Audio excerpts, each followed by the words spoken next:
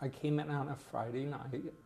I had had a heart episode at home, which amounted to an arrhythmia. My heart wasn't beating properly. They ushered me into the ER room, and that's where I met Zach. Zach was the setup guy. He spoke to me about my personal life. It just so happened that he had a son by the name of Dominick. So they started actually a little bonding process, if you will. That was really nice. Sarah's role was, after I was in bed, to make me comfortable. And while she's giving the shot, she's explaining everything that she's doing. And each one of them seemed to do that, explain what they were doing and why.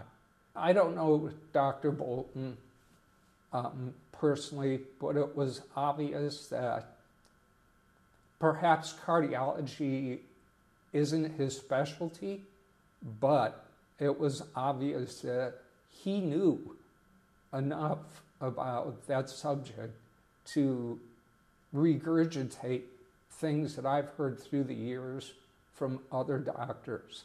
So I knew he was well informed. I knew he was making good decisions. So they made me feel comfortable.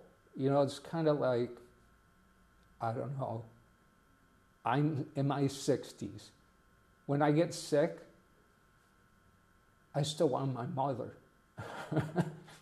Now my mother is 89 years old, and she lives in New York, so obviously I can't have my mother.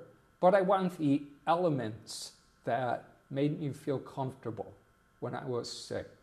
So Dr. Bolton and Zach and Sarah, they were kind of like the chicken soup, the crackers, and the soda.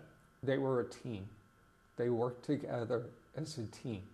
It wasn't separate identities, it was teamwork.